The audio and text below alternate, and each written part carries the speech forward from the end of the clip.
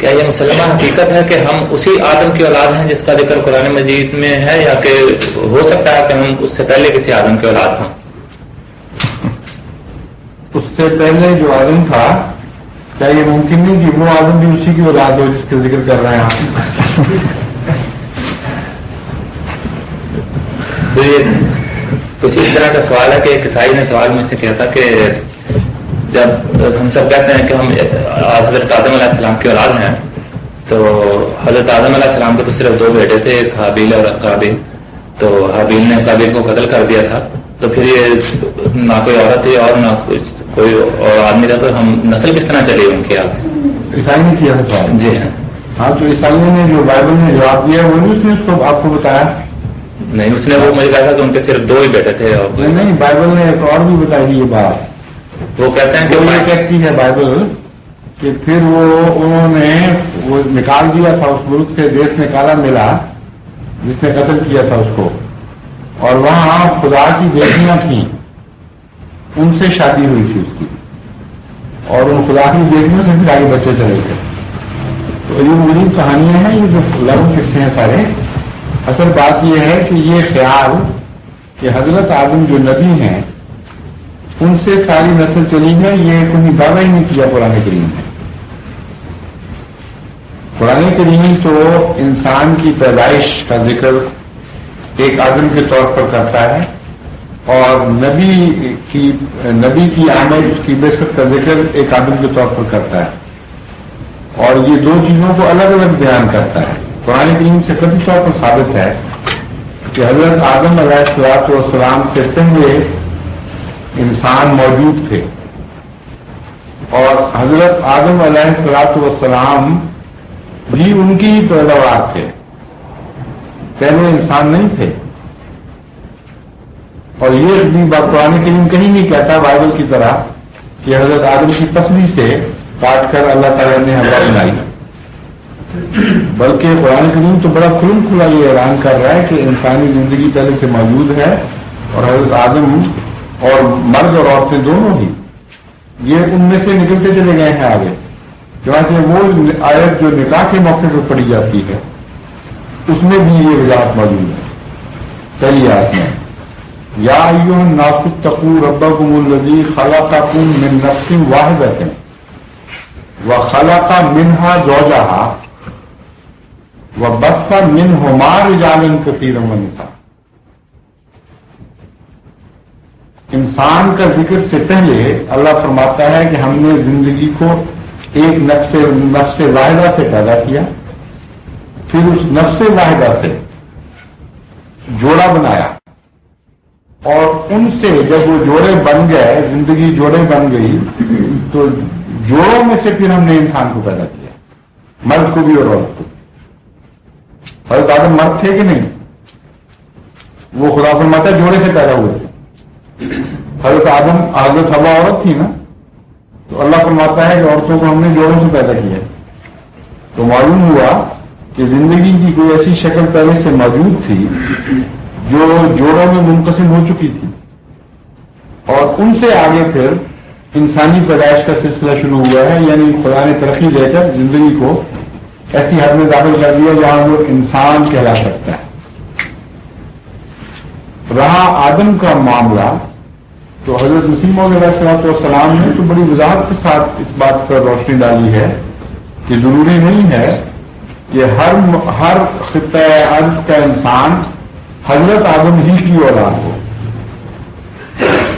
اس تھوڑے سے عرصے میں یہ ناممکن ہے کہ اولادیں اتنی پھیل بھی جائیں اور پھر ان کے اندر رنگوں کی ایسی تقسیم ہو جائے. یہ بہت اہم پوائنٹ ہے.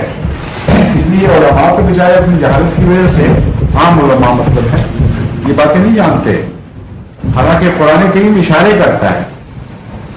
اللہ تعالیٰ فرماتا ہے کہ تمہاری زبانوں کے اختلاف میں اور تمہارے رنگوں کے اختلاف میں فکر کرنے والے، غور کرنے والوں کے لیے نشانات ہیں. کیا نشانات ہیں؟ ایک ان میں سے یہ ہے کہ اگر کوئی مسلمان قرآن کی اس رہنمائی کے بعد غور کرتا کہ زبانیں کتنی مدت میں بدلتی ہیں اور کتنی مدت میں پھیلتی ہیں اور ایک دوسرے سے ہٹ جاتی ہیں، اور رنگ کتنی نسلوں کے بعد تبدیل ہوتے ہیں یا ہو سکتے ہیں، تو اس کو پتہ چلتا کہ لاکھوں سال کا معاملہ ہے. 200-400 سال یا 2-4 ہزار سال کے اندر نہ زبانیں اتنی تقسیم ہو سکتی ہیں، نہ رنگ اتنے بدل سکتے ہیں کہ ایک یلو قوم پیدا ہو جائے، ایک وائٹ قوم پیدا ہو جائے، ایک بلیک قوم پیدا ہو جائے. آدم کا زمانہ جو بتایا جاتا ہے وہ نبی آدم کا، اس کے اور اس کے درمیان میں قرآن کے بیان کے مطابق یہ ایک بڑا نشان ہے اس میں، اس پہ غور نہیں کیا لوگوں نے کہ زبان اور رنگ کا اتنا فرق ناممکن ہے. اس لیے تم لوگ بہت پرانے ہو گئے نا سمجھ لینا کہ تم تھوڑی دیر کی پیداوار ہو. باقی مذہبی محاورے ہیں بعض، ان کو نہ سمجھنے کے نتیجے میں لوگوں نے غلطیاں کھائی ہیں.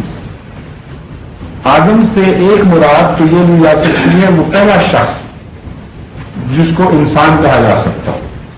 اس کے متعلق تو قرآن کریم سے واضح حقائق ملتے ہیں کہ بہت پرانا واقعہ ہے، اور وہ اکیلا نہیں تھا، یہ خود بخود مٹی سے نہیں بنا، بلکہ اس سے پہلے ایک لمبا سلسلہ موجود تھا، اور جوڑے جب بن چکی تھی زندگی تب وہ پیدا ہوئی، میں بیان کر چکا ہوں.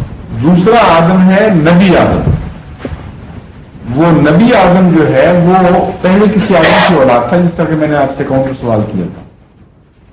ہو سکتا ہے ہم اسی کی ہوں، ہو سکتا ہے کسی اور آدم کی اولاد ہوں جو زمین میں کئی جگہ پیدا ہوئے ہیں. یہ جو نبی آدم ہے اس کی خصوصیت یہ ہے کہ پہلا انسان جو اس قابل ہو گیا مہذب بن کر اور سرشت کے لحاظ سے کہ اللہ تعالیٰ اس سے کلام کر سکے. چنانچہ جس کو خدا تعالیٰ نے کلام کے لیے نوازا اس کا ذکر ہے آدم کے طور پر، نہ کہ پہلے انسان کا.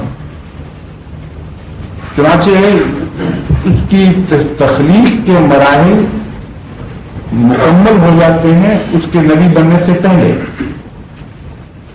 یہ قرآن سے ثابت ہے. اور بعد میں جو نفخ روح ہے اس سے مراد وہ زندگی پھونکنا نہیں، بلکہ اس کو الہام کرنا اور اس کو الہام کے ذریعے ایک نئی زندگی عطا کرنا، یہ مراد ہے. چنانچہ خدا تعالیٰ فرماتا ہے فَإِذَا سَوَّيْتُهُ وَنَفَخْتُ فِيهِ مِن رُوحِي فَقَعُوا لَهُ سَاجِدِينَ. آدم کو جب میں ٹھیک ٹھاک کر لوں، یعنی مکمل کر لوں، اس کی تکمیل اور تخلیق کے مراحل مکمل ہو جائیں، اس وقت اس کو سجدہ نہیں کرنا، اس کے سامنے جھکنا نہیں، اس کو کوئی حق نہیں.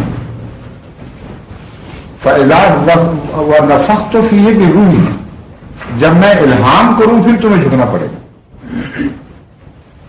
جب میں اس میں اپنی روح پھونکوں سے مراد یہ ہے میں امر اس پہ نازل کروں، کیونکہ روح کا ترجمہ قرآن کریم میں خود امر کیا ہوا ہے. تو جب معمول بنا دوں، روح پھونکنے کا لفظی ترجمہ جو قرآن سے ملتا ہے وہ یہ ہے جب میں اس کو معمول بنا دوں پھر اس لیے جھکو کہ میرے حکم سے بات کرتا ہے نہ کہ اپنی طرف سے بات کرتا ہے. تو بذات خود انسان کسی دوسرے انسان کے جھکنے کا پابند نہیں بنایا گیا، شرط انسانی کا قیام فرمایا. اور حکمت یہ بیان کی انبیاء کے سامنے جھکنے کی کہ جب خدا کلام کرتا ہے تو خدا کی وجہ سے جھکتا ہے نہ کہ بندے کی وجہ سے. کیسی عظیم الشان انسانی آزادی کا اعلان ہے کہ تم کسی کے پابند نہیں ہو مگر صرف خدا کے، اور اس کے جس کو خدا نے کیوں دیا.